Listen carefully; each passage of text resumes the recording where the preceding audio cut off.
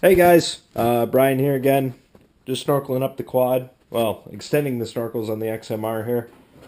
Just want to do a little bit of a video to kind of help you guys out.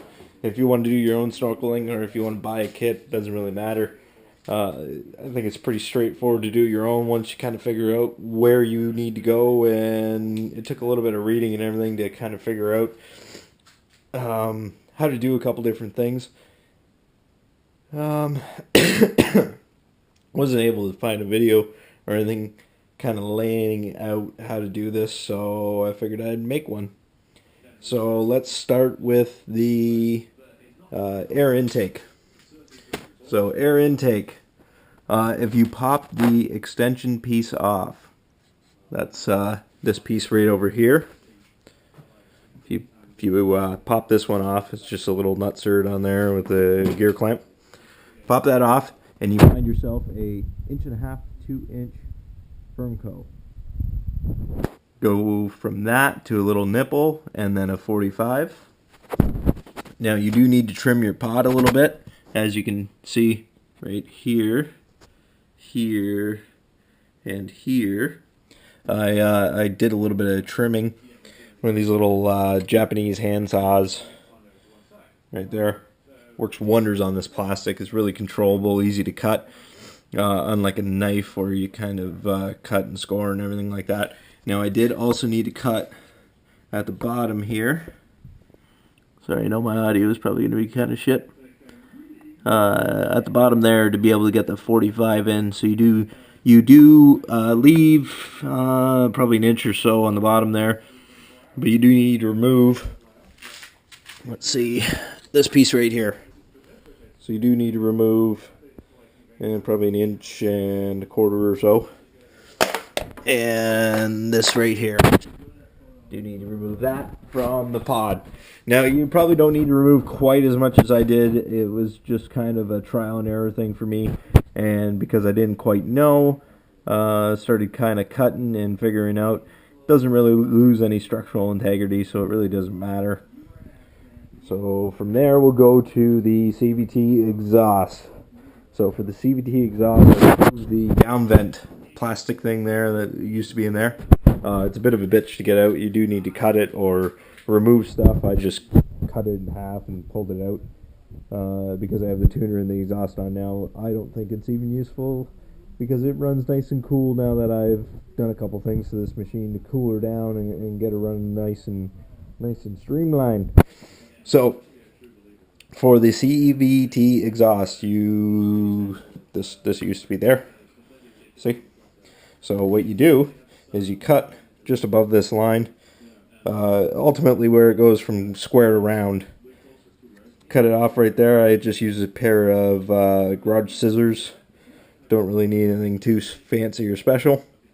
Stuck a 2-inch Schedule 40 PVC in there. Fits perfect. You do need to kind of, spit on it or whatever, get a little bit of lube to get it in there. Once I do the final install of everything, I'm going to silicone that and put a gear clamp on that as well. You look up here, we have a 90-degree PVC. That's not going to be there. What's actually going to be there is a 90-degree Fernco, and the reason for that is then I'll be able to tighten it on right here, and then once I put the pod on, the pod cover, so this pops on like that. By doing a 90-degree Fernco, I'm going to be right in this area here, underneath, and then I'll have a nutsert that will allow me to remove or put back on my horns. So this is what I was thinking of for this right here. Pretty. We'll paint it black and make it look good. One for each side.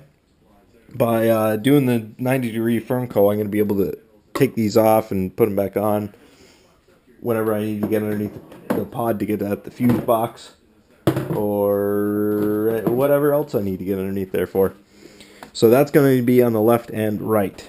And this is kind of what I got going on here for the horns. I'll lay this all out and help you guys out in a future video of how I did it. Little thing to note, I used a coupling as a spacer to get it up a little higher. The reason for the coupling is because then you don't have a narrower part of your snorkel extension. It's all the same width, all the way up. So we're going to paint that with some rocker guard. I already did a test piece. It looks awesome. It doesn't scratch easy. Bingo. So, moving on to the CVT exhaust, or intake, sorry. So for the intake, all I did was kept the factory Fernco on there.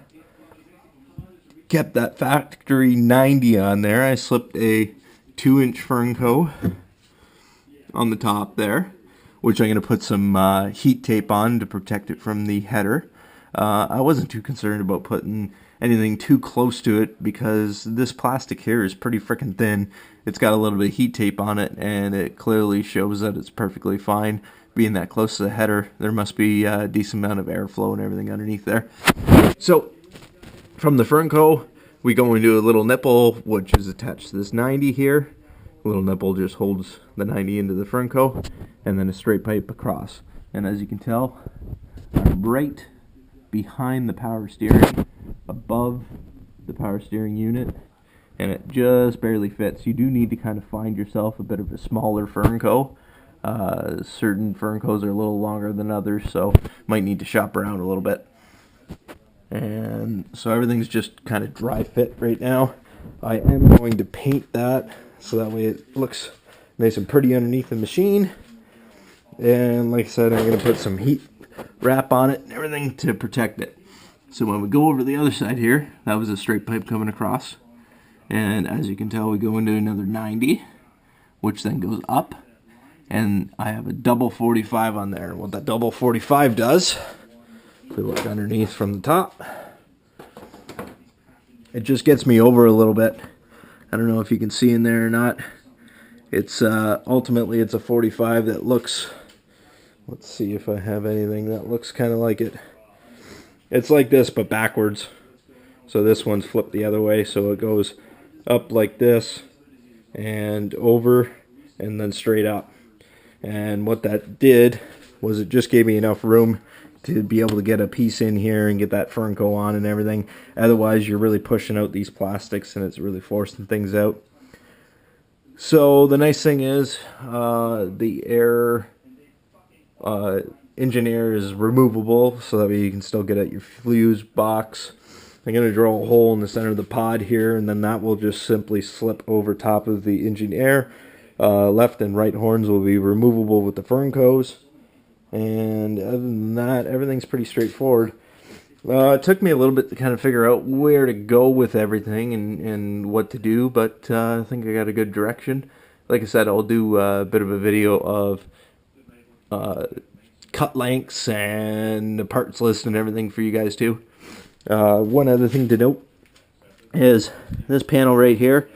It's going to hit the 45 or the 90 down there right in here, so I'm just going to take a Dremel and cut that little notch out of there, so that way I can have my protection on there.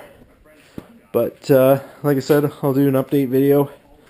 Got a whole boatload of parts sitting around. It's like I said, a bit of trial and error. It took a little bit to figure out, but hopefully it'll help someone else out.